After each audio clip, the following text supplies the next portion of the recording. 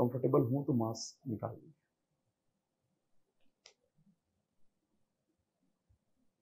Snigdha, Yes. अपने बारे में बताइए, जो यहाँ पर आप व्यक्तिगत विवरण में जो आप नहीं दी हैं। सर जैसे कि आप लोग को मेरा नाम पता है, स्निग्धा सलामे। सर मैं गोंड जनजाति से हूँ और मेरा गोत्र सलामे है। सलामे शब्द का मतलब वो जनजाति तो देवता काड़ा हुराल की पूजा करती है। और मैंने अपनी स्कूली शिक्षा जो है वो जवाहर नवोदय विद्यालय दंतेवाड़ा बारसूर से की है। और कॉलेज मैंने Rungta college of science and technology and master science college Durg से की है। मेरे माता पिता दोनों ही शिक्षा के क्षेत्र में कार्यरत थे। अच्छा, लगभग तो उसमें जो बातें हुई हैं, जो आप परिचय में दी हैं, बायोडाटा पे वही हो गई। खैर, बायोटेक्नोलॉजी से आपका ग्रेजुएशन और पोस्ट ग्रेजुएशन हुआ है। yes. इसके स्कोप को बताएंगे क्या, कि क्या स्कोप है बायोटेक के? सर बायोटेक्नोलॉजी बाकी साइंसेस से थोड़ा अलग है, क्योंकि ये यूज ऑफ ऑर्गेनिज्म है, मतलब जितने भी लिविंग एनिमल और आइदर प्लांट और माइक्रोब्स, उनको यूज करके ही प्रोडक्ट बनाना, ताकि वो अदर लाइफ के लिए बेनिफिशियल हो सके, अदर लाइफ फॉर्म के लिए बेनिफिशियल हो सके। जैसे कि अभी थर्ड जनरेशन जो वैक्सीन बनाई गई है, JCOV-D, अभी जो चर्चा में है, वो एक इसका बहुत अच्छा एग्जांपल है, जो DNA बेस्ड, पहली DNA बेस्ड वैक्सीन है। ये कोविड-19 क्या है ये? सर कोविड-19 एक वायरस जो मतलब ग्लोबल लेवल पे जिसने पेंडेमिक कॉज किया था, एक टाइप का वायरस है जो वुहान चाइना से उसका ओरिजिन हुआ। इसको नोवेल वायरस कहा गया क्योंकि ये स्ट्रेन पहली बार इसके बारे में पता चला, नया था इस वजह से। और सबसे ज्यादा कैजुअलिटी वर्ल्ड लेवल पे इस वायरस की वजह से हुई है। कोविड से रिलेटेड 5 वैक्सीन कौन कौन से? सर कोविशील्ड, कोवैक्सीन और स्पुतनिक और JCOV-D जो मैंने अभी बोला। और सर एक जॉनसन एंड जॉनसन ने भी एक वैक्सीन अभी लॉन्च की है। अच्छा, चाइना के वैक्सीन का नाम? सर मुझे रिकॉल नहीं है। ये अर्बन नक्सल क्या है? कुछ एजुकेटेड क्लास ऑफ पीपल जिन लोग लेफ्टिस्ट, एक्सट्रीमिस्ट लेफ्टिज्म आइडियोलॉजी को प्रमोट करते हैं, वो सक्रिय होते हैं अर्बन क्षेत्रों में और एक्सट्रीमिस्ट काम करते हैं, लोगों को इन्फ्लुएंस करते हैं। क्योंकि आपके यहाँ पे बायोडाटा में दिख रहा है कि आपका जो डोमिसाइल है वो तो है बालोद जी, लेकिन आपका वर्तमान पता जो है वो दिख रहा है यहाँ पे बस्तर। तो नक्सलिज्म को लेकर के, नक्सलवाद जो है बस्तर में ही क्यों? सर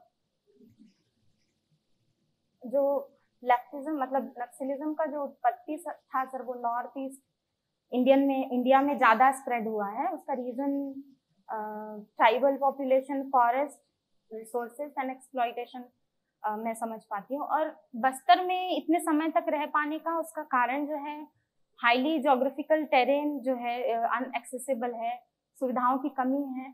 और इसके अलावा एडमिनिस्ट्रेशन के तौर पे एक नेक्सस जो होता है वो मुझे कम मिलता है। जैसे कि नारायणपुर, बीजापुर और ये जगदलपुर के एरिया का जो जंगल है सर, उसका कनेक्शन आंध्र प्रदेश, उड़ीसा और इन क्षेत्रों से है। तो यहाँ जो जब भी कोई भी पुलिस अभियान उनके उन्मूलन के लिए चलाए जाते हैं, तो जिस भी क्षेत्र में चलाए जाए, जैसे छत्तीसगढ़ में चलाए जाते हैं तो वो दक्षिण की तरफ मूव कर जाते हैं, जब दक्षिण में चलाए जाते हैं तो वो उत्तर की तरफ मूव कर जाते हैं। तो एक टाइप का जो नेक्सस है एडमिनिस्ट्रेशन का state level, inter state level पे, वो कम मुझे देखने को मिलता है। इस वजह से सब मेजर रीजन मुझे लगता है कि नक्सलिज्म बस्तर के क्षेत्रों में बहुत ज्यादा, क्योंकि आज के डेट में ऐसा कहा जाता है कि सबसे बड़ा हब जो है नक्सलियों का वो बस्तर है। जी है ना? तो ऐसा कोई घटना याद आ रहा है आपके रहते रहते में जो बस्तर में नक्सली घटना घटित हुई है? जो पॉलिटिशियंस के ऊपर अटैक 13 में हुआ था, सर मुझे वो नाम रिकॉल नहीं हो रहा एक्चुअली। कोई बात नहीं। आप जनजाति से हैं, तो जनजातियों को लेकर के कोई 3 योजनाएं बता पाएंगे आप? फॉरेस्ट डेवलप कम्युनिटीज के लिए सर वन धन योजना सेंट्रल गवर्नमेंट की स्पॉन्सर्ड स्कीम है। तेंदुपत्ता संग्रहण के लिए जो महेंद्र कर्मा जी के नाम पे एक स्कीम चलाई गई है। और कल्चरल डेवलपमेंट के लिए ट्राइबल्स के जो आसना में लोक कला संरक्षण के लिए एक संस्थान खोला जा रहा है, वो भी एक टाइप की स्कीम है।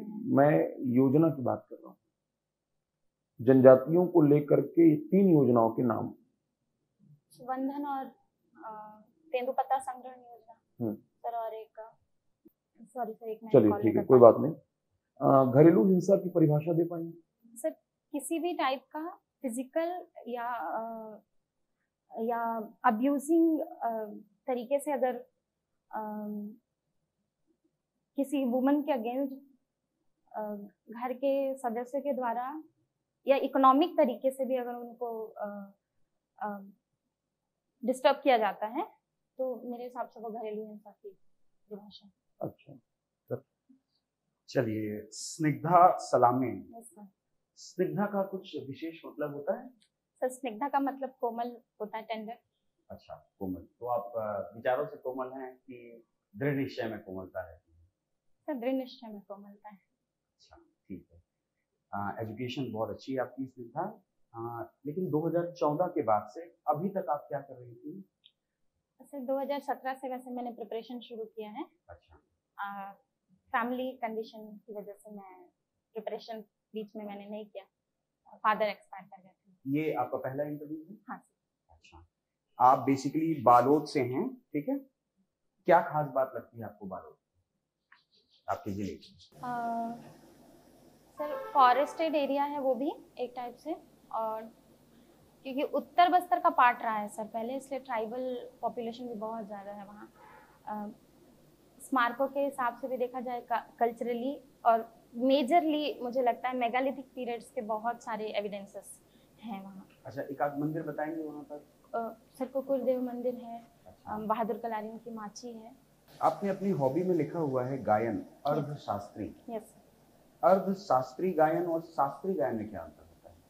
सर, शास्त्रीय गायन कोर ब्रांच है जिसको 2 भागों में बांटा गया, उत्तर भारतीय शास्त्रीय संगीत और कर्नाटक शास्त्रीय संगीत। जो सेमी क्लासिकल या अर्धशास्त्रीय, जिसे लाइट म्यूजिक भी कहा जाता है, वो उत्तर भारतीय शास्त्रीय संगीत का ही पार्ट है, जो कि बाद में बहुत फ्लरिश किया।